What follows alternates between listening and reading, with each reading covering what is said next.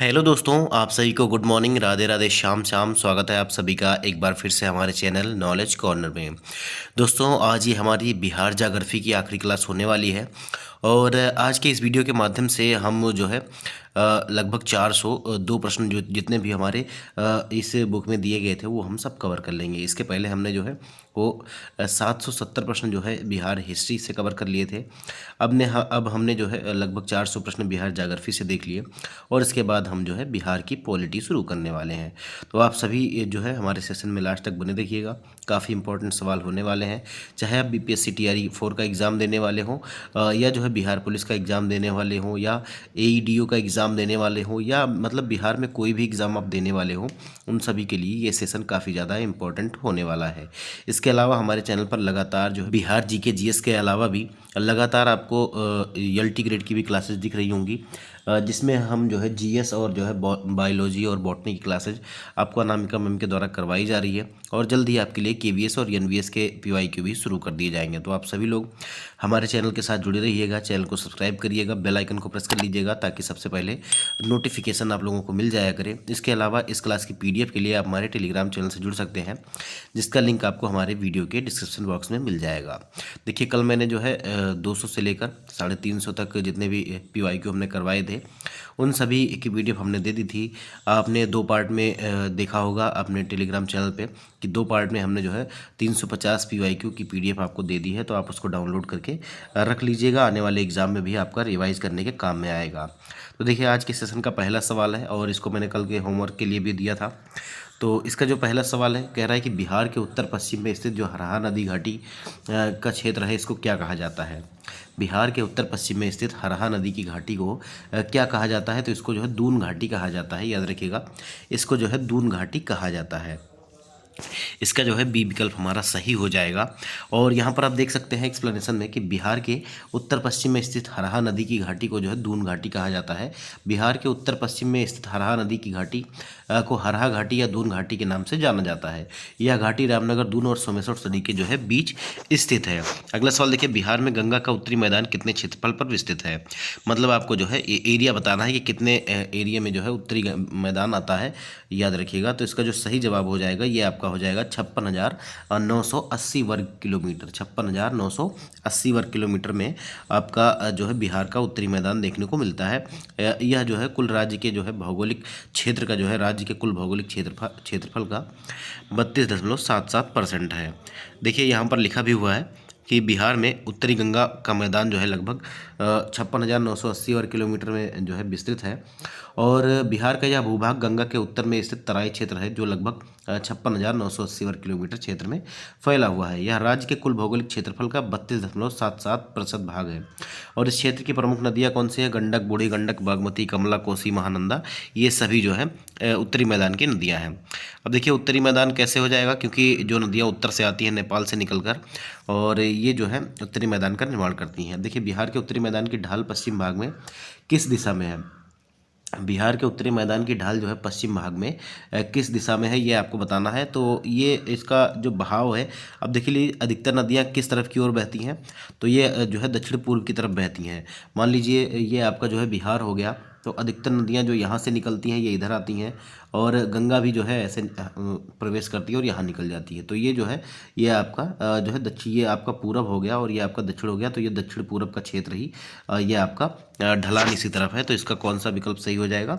तो इसका पहला विकल्प जो है ये हमारा सही हो जाएगा, दक्षिण पूर्व की तरफ। ए विकल्प जो है ये हमारा सही हो जाएगा। देखिए, बिहार के उत्तरी मैदान की ढाल पश्चिमी भाग में दक्षिण पूर्व दिशा की ओर है और बिहार के उत्तरी मैदान का ढाल जो है पश्चिमी भाग में दक्षिण पूर्व दिशा की ओर है। यह ढाल गंगा नदी की ओर है जो स्वयं पूर्व दिशा में प्रवाहित होती है। अगला सवाल देखिए, बिहार के उत्तर पूर्वी भाग में ढाल किस दिशा में है?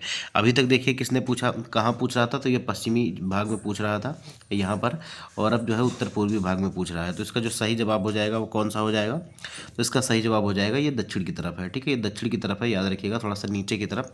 तो ये हमारा सी विकल्प जो है ये हमारा सही हो जाएगा। सी विकल्प जो है ये हमारा सही हो जाएगा। यहाँ पर देखेंगे तो लिखा भी हुआ है कि बिहार के उत्तर पूर्वी भाग की ढाल जो है उत्तर से दक्षिण दिशा की ओर है। देखिए बिहार के दक्षिणी गंगा के मैदान में अवस्थित पहाड़ियाँ किस शैल समूह से संबंधित है, ये आपको बताना है। तो ये कौन से शैल समूह से संबंधित है ये आपको बताना है। तो इसमें धारवाड़ कालीन जो है क्वार्टजाइट या गोंडवाना या उपरोक्त दोनों या आपका इनमें से कोई नहीं। तो ये आपको कौन सा सही हो जाएगा। तो इनमें अगर बिहार के दक्षिणी गंगा मैदान के क्षेत्र में देखेंगे तो ये जो पहाड़ियाँ हैं मुख्यतः जो है धारवाड़ क्रम की हैं, याद रखिएगा धारवाड़ क्रम की। तो ए विकल्प जो है ये हमारा सही हो जाएगा। अगला सवाल देखिए, क्यूल नदी के बारे में कौन सा कथन जो है सही है। क्यूल नदी के बारे में कौन सा कथन सही है। तो देखिए क्यूल नदी जो है यह गंगा की एक सहायक नदी है। तो पहला तो ये सही हो जाएगा क्योंकि सारी नदियाँ जो है गंगा में ही मिलती है अधिकतर बिहार की। और इसका उद्गम स्थल जो है उत्तरी छोटा नागपुर जो है का पहाड़ है या पठार है हम कह सकते हैं, जिसका उद्गम जो है स्थल जो है उत्तरी छोटा नागपुर का पठार है। तो यहाँ पर देखिए क्या कह रहा है कि क्यूल नदी जो है ये आपका इसका उद्गम स्थल जो है कह रहा है कि पश्चिम बंगाल के दामोदर नदी से है। तो ये बिल्कुल गलत हो जाएगा। यह सोन नदी की एक सहायक नदी है, ये भी गलत हो जाएगा। क्यूल नदी यमुना की नदी है, क्यूल नदी यमुना की नदी है, ये भी आपका गलत हो जाएगा। तो सत्य कौन सा है, क्यूल नदी जो है ये गंगा की सहायक नदी है। तो पहला ही विकल्प जो है ये हमारा सही हो जाएगा। अब देखिए यहाँ पर लिखा भी हुआ है कि क्यूल नदी गंगा की एक सहायक नदी है जिसका उद्गम स्थल जो है उत्तरी छोटा नागपुर पठार में स्थित है। और यह नदी झारखंड के गिरिडीह जिले में स्थित पर्वतमाला से गिरती है और जमुई होते हुए लखीसराय पहुंचकर हरुहर नदी में मिल जाती है। इसके बाद यह मुंगेर जिले में गंगा में मिलती है। तो यह जो है किसकी सहायक नदी है, तो ये आपको गंगा की सहायक नदी है। देखिए अदरी नदी के संबंध में कौन सा कथन सही है। अदरी नदी के संबंध में कौन सा कथन सही है। कह रहा है कि यह गंगा की सहायक प्राकृतिक नदी है। यह जो है गंगा की सहायक प्राकृतिक नदी है। तो ये प्राकृतिक नदी नहीं है दोस्तों, ये मानव निर्मित नदी है। तो इसका तो पहला गलत हो जाएगा। यह बिहार की सबसे लंबी नदी है। तो बिहार की सबसे लंबी नदी नहीं हो सकती है, याद रखिएगा। तो ये भी आपका गलत हो जाएगा। और यह मानव निर्मित नदी है, तो ये बिल्कुल सही है, यह मानव निर्मित नदी है। सोन नदी की एक सहायक नदी है। तो ये जो है सोन नदी की नहीं है, पुनपुन की सहायक नदी है, याद रखिएगा। ये भी आपका गलत हो जाएगा। ये किसकी सहायक नदी है, तो ये पुनपुन की है, याद रखिएगा पुनपुन की है। तो इसका सी विकल्प जो है ये हमारा सही हो जाएगा। देखिए अदरी नदी एक मानव निर्मित नदी है और यह नदी धार्मिक दृष्टिकोण से अत्यंत महत्वपूर्ण मानी जाती है। इसके तट पर छठ महोत्सव बड़े श्रद्धा भाव से मनाया जाता है और यह नदी औरंगाबाद शहर के मध्य से होकर गुजरती है। यह पुनपुन नदी की सहायक नदी है। यह मानव निर्मित नदी है जो इसे विशिष्ट बनाती है। अगला सवाल देखिए, उत्तर प्रदेश की सीमा को स्पर्श करने वाले बिहार के जिलों का सही समूह कौन सा है। अब उत्तर प्रदेश की सीमा को कौन कौन सा जिला स्पर्श करता है ये आपको बताना है। तो मैंने आपको पहले ही बताया था। यहाँ पर देखिए पश्चिमी चंपारण भी हो जाएगा और जो है गोपालगंज हो जाएगा, सीवान हो जाएगा, सारण हो जाएगा, भोजपुर हो जाएगा, बक्सर या भभुआ कैमूर, ये आपका सही हो जाएगा। बी विकल्प जो है सही हो जाएगा। देखिए औरंगाबाद जो है ये सीमा साझा नहीं करता है और ना ही पूर्वी चंपारण साझा करता है, याद रखिएगा। तो ये पश्चिमी चंपारण, गोपालगंज, सीवान, सारण, भोजपुर, बक्सर और भभुआ जिसको कैमूर बोलते हैं, ये भी आपका सही हो जाएगा। और यही आपका जो है उत्तर से दक्षिण का क्रम है। अगला सवाल देखिए, बिहार राज्य का विस्तार भौगोलिक दृष्टि से कहाँ स्थित है। बिहार राज्य का जो विस्तार है ये भौगोलिक दृष्टि से जो है कहाँ स्थित है। तो कर्क रेखा के उत्तर में, देखिए कर्क रेखा कह रहा है कर्क रेखा के उत्तर में या कर्क रेखा के दक्षिण में या कर्क रेखा के उत्तर तथा दक्षिण में, या इनमें से कोई नहीं है, उपरोक्त में से एक से अधिक। अब देखिए अगर बिहार की स्थिति देखेंगे तो बिहार जो है आप सभी लोग जानते हैं। अगर थोड़ा सा आप गेस करेंगे तो मान लीजिए ये हमारा जो है ये जो है भारत हो गया, ठीक है। ये हमारा जो है ये भारत हो गया और आप सभी लोग जानते हैं कर्क रेखा जो है ये भारत के बीचों बीच से गुजरती है, ठीक है। ये भारत के बीचों बीच से गुजरती है और आप सभी लोग जानते हैं बिहार जो है यहाँ कहीं पड़ता है, ठीक है, यहाँ कहीं पड़ता है। तो ये जो क्षेत्र आपका पड़ेगा ये कहाँ पड़ेगा, तो ये कर्क रेखा के उत्तर में पड़ेगा। इसीलिए पहला विकल्प इसका जो है ये हमारा सही हो जाएगा। उम्मीद है कि आप सभी लोग समझ गए होंगे। प्रश्न थोड़ा सा जो है क्वालिटी इसकी अच्छी नहीं है, लेकिन आप लोग मैनेज कर लीजिएगा। देखिए अगला सवाल कह रहा है कि गंगा नदी के दक्षिणी भाग में फैले बिहार के क्षेत्र को क्या कहा जाता है। गंगा नदी के दक्षिणी भाग में फैले बिहार के क्षेत्र को क्या कहा जाता है, तो इसे कहा जाता है जो है इसे जो है गंगा सोन दोआब भी कहा जाता है क्योंकि ये गंगा और सोन नदियों से बना है।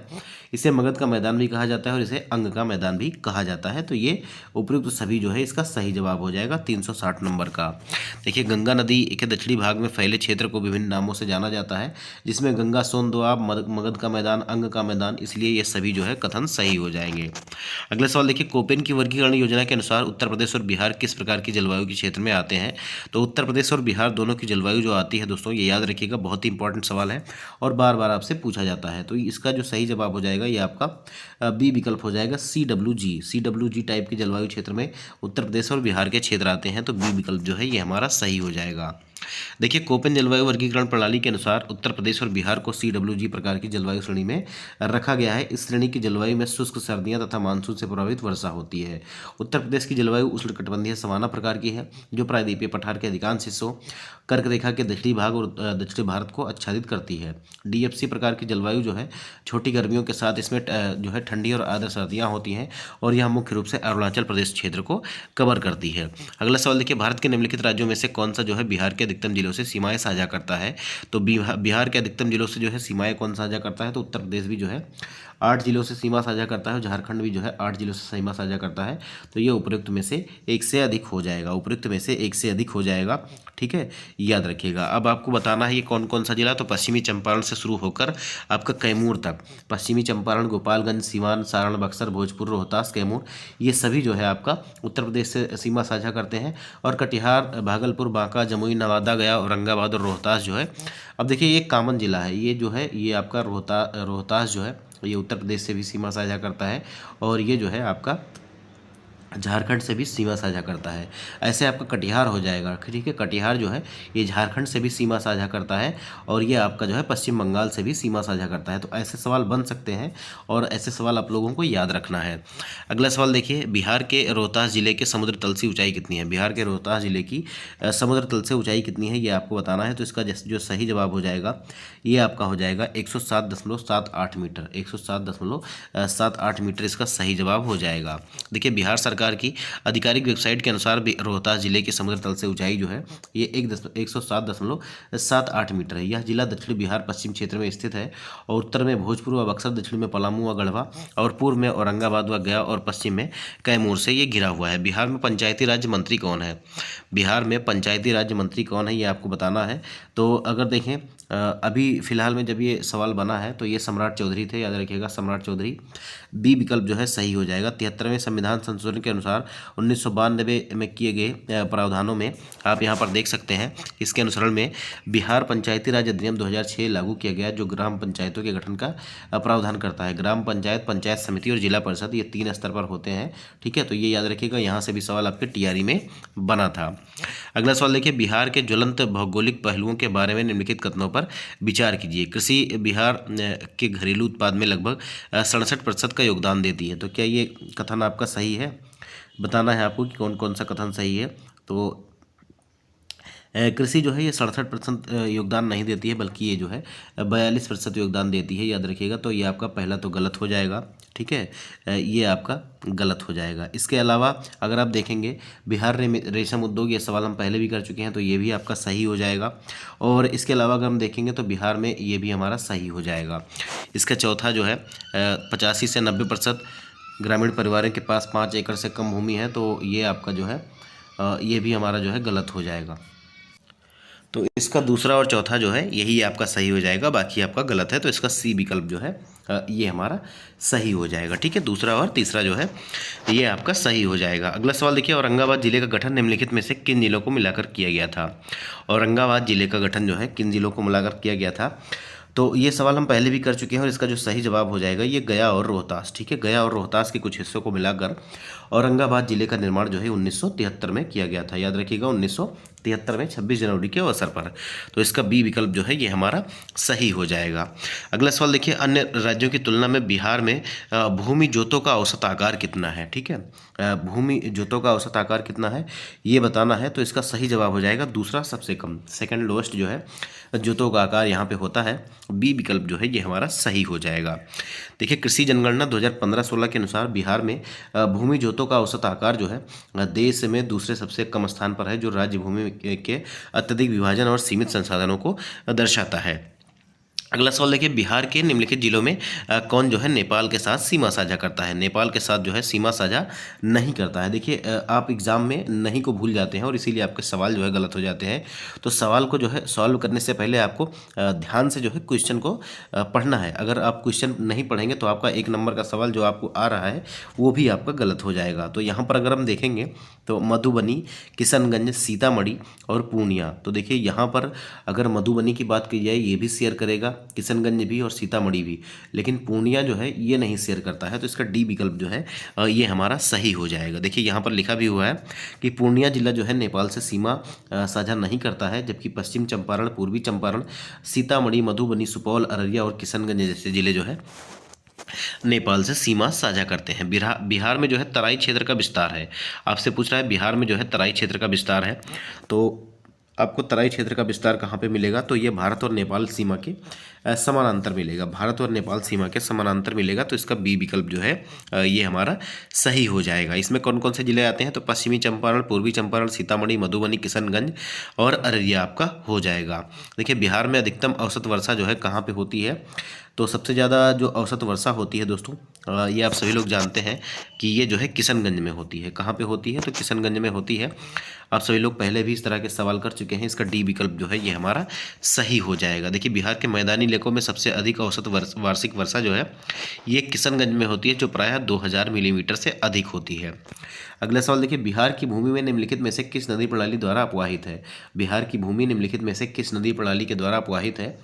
देखिए महानदी तो नहीं आती है, गंगा आती है, और जो है गंगा के अलावा और कौन सी नदी आती है? तो सोन भी आती है, लेकिन यहाँ पर यमुना भी नहीं आती, गोदावरी भी नहीं आती। तो इसका बी विकल्प जो है कि हमारा सही हो जाएगा। अगला सवाल देखिए, बिहार का वह जिला जिसकी गंगा नदी की लंबाई सबसे अधिक है। तो बिहार का कौन सा जिला ऐसा है जहाँ पर गंगा नदी की लंबाई जो है सबसे ज़्यादा है?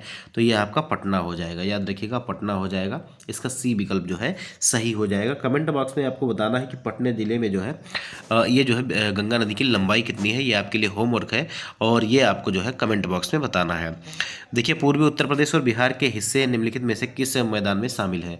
पूर्वी उत्तर प्रदेश और बिहार के हिस्से जो है ये कौन से गंगा मैदान में आते हैं, ये आपको बताना है। तो ये जो है मध्य गंगा मैदान का हिस्सा है। याद रखिएगा मध्य गंगा मैदान का हिस्सा है। तो बी विकल्प जो है ये हमारा सही हो जाएगा। देखिए पूर्वी उत्तर प्रदेश और जो है बिहार का जो क्षेत्र है ये मध्य गंगा के मैदान के क्षेत्र में आते हैं, जो पूर्व पश्चिम में लगभग 600 किलोमीटर और उत्तर दक्षिण में लगभग 330 किलोमीटर तक जो है फैला हुआ है। अगला सवाल देखिए, बिहार के निम्नलिखित भागों में से कौन सा जो है भूगर्भीय दृष्टि से अपेक्षाकृत जो है पुराना है, ये आपको बताना है। तो ये पुराना कौन सा है ये आपको बताना है। तो इसका जो सही जवाब हो जाएगा ये आपका कौन सा हो जाएगा? तो ये खड़गपुर की पहाड़ियाँ हो जाएगा। खड़गपुर की पहाड़ियाँ हो जाएगा। सी विकल्प इसका जो है ये हमारा सही हो जाएगा। देखिए खड़गपुर की पहाड़ियाँ भूगर्भीय दृष्टि से धारवाड़ युग की मानी जाती हैं, जो बिहार के भूगर्भीय इतिहास में सबसे पुरानी संरचनाओं में से एक है। अगला सवाल देखिए, बिहार के निम्नलिखित जिलों में से केवल किस एक में पिडमॉन्ट दलदली मिट्टी पाई जाती है? तो कहाँ पर आपका पिडमॉन्ट या दलदली मिट्टी आपको देखने को मिलेगी? तो ये आपको जो है पश्चिमी चंपारण में देखने को मिलेगी। कहाँ पर? पश्चिमी चंपारण में। सी विकल्प आपका सही हो जाएगा। देखिए पिडमॉन्ट दलदली मिट्टी मुख्यतः बिहार के पश्चिम चंपारण जिले के उत्तरी पश्चिमी भाग में पाई जाती है, जो नेपाल सीमा के तराई के समीप है। अब देखिए यहाँ पर जो स्रोत है, सिंचित क्षेत्र कितना है? तो नहर से 30% लगभग, तालाब से 2%, नलकूप से 63% और अन्य सोर्स से जो है 3.7% की सिंचाई यहाँ पर की जाती है। अगला सवाल देखिए 376 नंबर का सवाल है कि बिहार में सिंचाई के बारे में निम्नलिखित में से कौन सा कथन जो है ये आपका सही है, ये आपको बताना है। तो इसका सही जवाब हो जाएगा, देखिए बिहार में कुल बोए गए क्षेत्र का लगभग 30% भाग जो है ये सिंचित है, ये आपका कहा जा रहा है। तो इसका जो सही जवाब हो जाएगा ये आपका सही हो जाएगा। देखिए सही हो जाएगा। यहाँ पर 30% भाग जो है ये आपका कुल सिंचित है। और यहाँ पर आप एक चीज़ किसी ने नोटिस नहीं की, ये जो है गलत हो पूछा है कि कौन सा सही नहीं है। तो देखिए बिहार में कुल सिंचित क्षेत्रफल का लगभग जो है 30% नहरों से और 39% नलकूपों से होता है। तो अगर हम नहरों से बात करें तो ये 27.87% होता है। और अगर नलकूप से बात करें, मतलब जिसे हम ट्यूबवेल बोलते हैं, तो इससे जो है लगभग 64.64 मतलब 65% जो है सिंचाई होती है। तो ये आपका गलत हो जाएगा। बी विकल्प आपका गलत हो जाएगा और यही मेरे हिसाब से जो है सही जवाब हो जाएगा। देखिए नहरों द्वारा सिंचित अधिकतम क्षेत्र भोजपुर, औरंगाबाद, पश्चिमी चंपारण, रोहतास और मुंगेर जिले में है, तो ये भी सही है। और नलकूप द्वारा सिंचित अधिकतम क्षेत्र जो है समस्तीपुर, सीतामढ़ी, बेगूसराय, मुजफ्फरपुर, गोपालगंज और खगड़िया जिले में है। तो ये भी आपका सही हो जाएगा। तो इसका कौन सा बी विकल्प जो है ये हमारा सही हो जाएगा। देखिए उत्तर प्रदेश और बिहार राज्यों की संयुक्त सिंचाई परियोजना कौन सी है, तो ये आपका कौन सी है, आप सभी लोग जानते हैं। इसका जो नाम है उसका नाम है गंडक परियोजना। इससे जो है उत्तर प्रदेश और बिहार और नेपाल के भी कुछ जिले जो है लाभान्वित होते हैं। तो डी विकल्प इसका सही हो जाएगा। देखिए यहाँ पर तिरहुत नहर के जो है बिहार के चंपारण, दरभंगा और मुजफ्फरपुर जिलों में इसकी सिंचाई की जाती है, जबकि सारण नहर बिहार के सारण जिलों और उत्तर प्रदेश के देवरिया और गोरखपुर जिले की सिंचाई करती है। अब यहीं से ये सारे जो है निकाले गए हैं। तिरहुत नहर और सारण नहर जो है ये गंडक से ही निकाले गए हैं, याद रखिएगा। अगला सवाल देखिए, बिहार के किस कृषि जलवायु क्षेत्र में सबसे अधिक जिले हैं। बिहार के किस कृषि जलवायु क्षेत्र में जो है सबसे अधिक जिले हैं, ये आपको बताना है। तो इसका सही जवाब हो जाएगा कौन सा, इसका सही जवाब हो जाएगा आपका बी विकल्प, उत्तर पश्चिम। उत्तर पश्चिम देखिए ये जो आपका बिहार हो गया, तो इसको जो है कई जलवायु क्षेत्र में ऐसे बांटा गया है, याद रखिएगा ऐसे करके, ठीक है। तो यहाँ पर जो उत्तर पश्चिम का, पहले तो इसको 2 पार्ट में किया गया, फिर इसको 1 पार्ट में था, तो इसको भी 2 पार्ट में कर दिया गया, लेकिन सबसे अधिक जिले जो आते हैं ये आपके उत्तर पश्चिम में आते हैं, याद रखिएगा। तो ये आपका बी विकल्प जो है ये हमारा सही हो जाएगा। इसमें जो है 12 जिले शामिल होते हैं। देखिए बिहार कृषि जलवायु क्षेत्र 4 में आता है, जिसे मध्य गंगा का मैदान कहा जाता है, और इस क्षेत्र को 3 उपवर्गों में विभाजित किया गया है, उत्तर पूर्व, उत्तर पश्चिम जलोढ़ मैदान और दक्षिण बिहार जलोढ़ मैदान। और उत्तर पश्चिम क्षेत्र में जो है आपका 12 जिले शामिल हैं। 3 पार्ट में किसमें है ये, तो उत्तर पूर्व का मैदान हो जाएगा, उत्तर पश्चिम का जलोढ़ मैदान हो जाएगा और दक्षिण बिहार का जलोढ़ मैदान। ये 3 पार्ट में इसको बांटा गया है। देखिए निम्नलिखित में से कौन सी भू आकृतियाँ बिहार राज्य के उत्तरी पश्चिमी भाग में स्थित है। अभी मैंने बताया था कि उत्तरी पश्चिमी भाग कहाँ पड़ेगा, तो ये बिहार हो गया, उत्तर पश्चिमी भाग ये वाला एरिया पड़ेगा, याद रखिएगा। तो यहाँ पर आपको क्या देखने को मिलेगा, तो यहाँ पर आपको सोमेश्वर पहाड़ी की जो है श्रृंखला देखने को मिलेगी। ए विकल्प जो है ये हमारा सही हो जाएगा। देखिए बिहार राज्य के उत्तरी पश्चिमी भागों में सोमेश्वर पहाड़ी श्रृंखला स्थित है, और सोमेश्वर पहाड़ियाँ और दून पहाड़ियाँ बाहरी हिमालय पर्वतमाला का हिस्सा हैं। अगला सवाल देखिए, छोटा नागपुर के पठार के वन किस प्रकार के वन है, ये आपको सही उत्तर चुनना है। तो छोटा नागपुर पठार के वन जो है किस प्रकार के होते हैं, ये आपको बताना है। तो ये जो होते हैं दोस्तों, ये आपका देखिए पर्णपाती भी होते हैं, और आपका जो है सवाना प्रकार के भी होते हैं। कौन से, पर्णपाती और सवाना। तो ये आपका दूसरा और तीसरा जो है ये हमारा सही हो जाएगा। देखिए ये जो है सी विकल्प इसका हमारा सही हो जाएगा। यहाँ पर लिखा भी हुआ है कि छोटा नागपुर पठार में मुख्य रूप से जो है पर्णपाती वन पाए जाते हैं, जिसमें महुआ, खैर जो है, बम्बैक्स, शीशम, आम और बरगद के पेड़ प्रमुख है। इस क्षेत्र में सवाना प्रकार का भी वन पाया जाता है, जिसमें विशाल घास के मैदान और विभिन्न प्रकार के पेड़ जो है ये उगते हैं। अगला सवाल देखिए, बिहार का अधिकांश क्षेत्र किस प्रकार की मिट्टी से बना हुआ है। तो ये कौन सी प्रकार की मिट्टी का बना हुआ है, ये आपको बताना है। तो ये जो है जलोढ़ मिट्टी से बना हुआ है, एलुवियल सॉइल, क्योंकि नदियों के द्वारा बहाकर लाई गई मिट्टियों से ही निर्मित है, और इसे जो है जलोढ़ मिट्टी कहा जाता है। अगला सवाल देखिए, बिहार में लीची उत्पादन है, बिहार में लीची उत्पादन है, याद रखिएगा। तो भारत के उत्पादन का कितना % जो है बिहार जो है लीची का उत्पादन करता है, तो इसका सही जवाब हो जाएगा ये जो है 43%, लगभग जो है ये 43% लीची का उत्पादन करता है। और यहाँ पर आपका कहीं भी 43% दिया नहीं गया है, तो ये उपयुक्त में से कोई नहीं हो जाएगा, उपयुक्त में से कोई नहीं। ई विकल्प जो है ये हमारा सही हो जाएगा। देखिए बिहार में भारत के कुल लीची उत्पादन का लगभग 43% भाग होता है, और यह भारत में लीची की खेती के लिए कुल क्षेत्र का लगभग 35% क्षेत्रफल को जो है कवर करता है। ये जो है ICAR के आंकड़ों के अनुसार है, याद रखिएगा। अगला सवाल देखिए, बिहार के निम्नलिखित कृषि जलवायु क्षेत्रों में से कौन सा अधिकतम मखाना या फॉक्सनेट का जो है उत्पादन करता है। तो ये आपको बताना है कि कौन सा जो है सबसे अधिक जो है मखाना का उत्पादन करता है। तो इसका सही जवाब हो जाएगा उत्तर पूर्वी जलोढ़ मैदान। उत्तर पूर्वी जलोढ़ मैदान जो है ये आपका सही जवाब हो जाएगा, बी विकल्प इसका सही हो जाएगा। देखिए मखाना, जिसे फॉक्सनेट या गोर्गन के नाम से भी जाना जाता है, यह एक महत्वपूर्ण जलीय नकदी फसल है। बिहार राज्य में मुख्य रूप से उत्तरी पूर्वी जलोढ़ मैदान क्षेत्र में उगाई जाती है, या और खासकर दरभंगा, मधुबनी, पूर्णिया और कटिहार जिलों में। बिहार देश में कुल मखाना उत्पादन का लगभग 90% जो है योगदान करता है। अगला सवाल देखिए, निम्नलिखित में से बिहार का सबसे पूर्वी नगर कौन सा है। सबसे पूर्व में कौन सा शहर जो है स्थित है या नगर स्थित है, तो ये आपका कटिहार हो जाएगा। डी विकल्प जो है ये हमारा सही हो जाएगा। देखिए कटिहार बिहार राज्य का सबसे पूर्वी नगर है, और यह पूर्णिया प्रमंडल में स्थित है, और पूर्व दिशा में पश्चिम बंगाल से जो है ये सटा हुआ है। भागलपुर कटिहार के दक्षिण पश्चिम में तथा पूर्णिया दक्षिण पूर्व में स्थित है। पटना राज्य के लगभग मध्य भाग में स्थित है, और मानचित्र से स्पष्ट हो जाता है कि कटिहार बिहार का सबसे पूर्वी नगर है, अगर आप देखेंगे तो। अगला सवाल देखिए, निम्नलिखित में से कौन सा शहर जो है सिल्क सिटी या रेशम नगरी के रूप में जाना जाता है। ये आपको बीपीएससी टीआरई में पूछा गया था, बीपीएससी टीआरई 2 और टीआरई 3 में। तो भागलपुर को जो है सिल्क सिटी के नाम से भी जाना जाता है, याद रखिएगा। भागलपुर को जो है सिल्क सिटी के नाम से भी जाना जाता है। तो इसका कौन सा जवाब सही हो जाएगा, तो इसका सी विकल्प जो है ये हमारा सही हो जाएगा।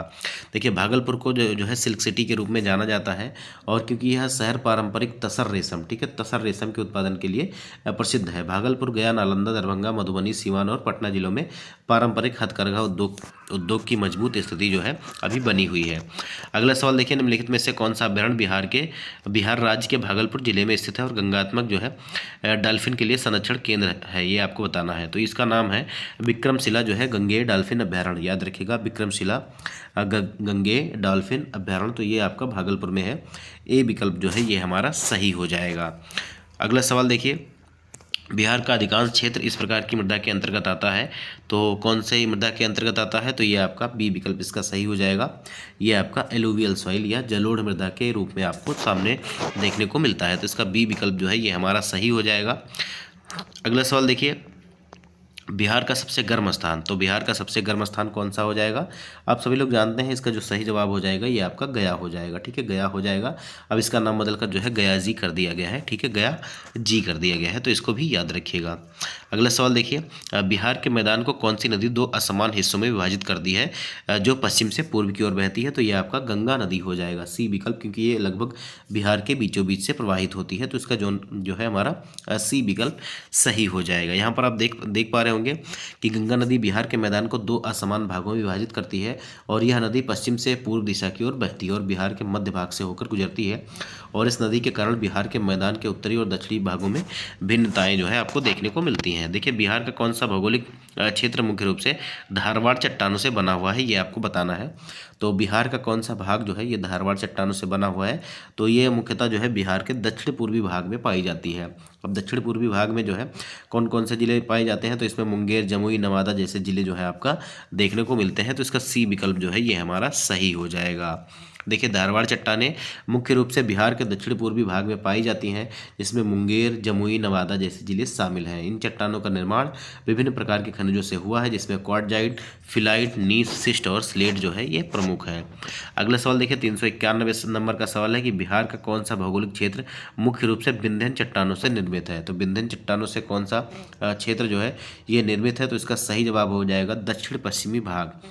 दक्षिण पश्चिमी भाग जो है ये आपका मुख्य रूप से विंध्यन प्रकार की चट्टानों से निर्मित है, और इसमें आपको जो है विशेष रूप से जो है कैमूर जिला देखने को मिलता है, याद रखिएगा।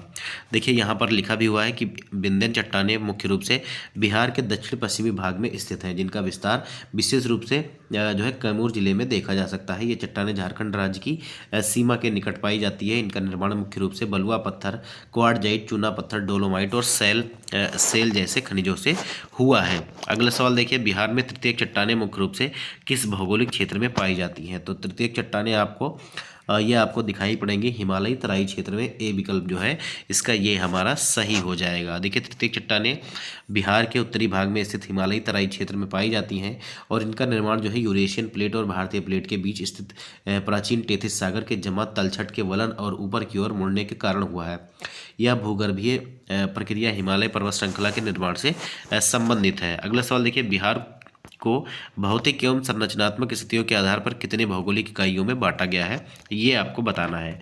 तो बिहार को जो है भौतिक और संरचनात्मक दृष्टि से जो है स्थितियों के आधार पर कितने भौगोलिक इकाइयों में बांटा गया है, तो इसका जो सही जवाब हो जाएगा ये आपका 3 जो है उसमें जो है बांटा गया है इकाइयों में, याद रखिएगा। तो इसका 3 इकाइयों में विभाजन किस प्रकार हो जाएगा, तो शिवालिक पर्वतमाला, बिहार का मैदान और दक्षिणी पठारी क्षेत्र, ये 3 भागों में बांटा गया है।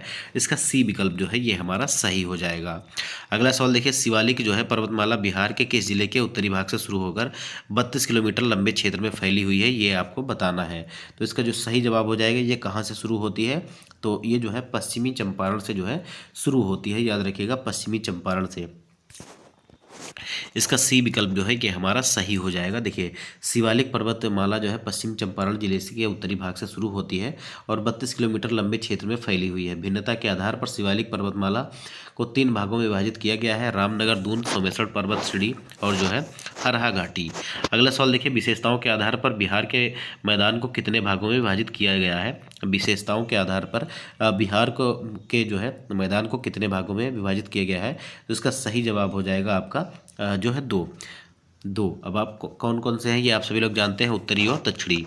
अगला सवाल देखिए, बिहार का उत्तरी मैदान निम्नलिखित में से किन नदियों के द्वारा सिंचित है। अब उत्तरी मैदान की बात हो रही है, याद रखिएगा ऊपर की तरफ जो है, जब बीच में से गंगा नदी निकलती है, ऊपर की तरफ जो मैदान पड़ेगा उसको उत्तरी मैदान कहेंगे, नीचे की तरफ का दक्षिणी मैदान कहेंगे। तो इसका जो सही जवाब हो जाएगा, देखिए बिहार का उत्तरी मैदान, देखिए यहाँ पर नर्मदा ताप्ती भी नहीं आती है, गंगा यमुना भी नहीं आती है, बेतवा और काली सिंध भी नहीं आती है, तो उपयुक्त में से कोई नहीं इसका सही जवाब हो जाएगा। अगर हम देखेंगे तो यहाँ पर अगर हम देखें तो सरयू और आपका जो है गंडक, बूढ़ी गंडक, बागमती, कमला, कोसी और जो है महानंदा, ये आपको देखने को मिलती है, याद रखिएगा।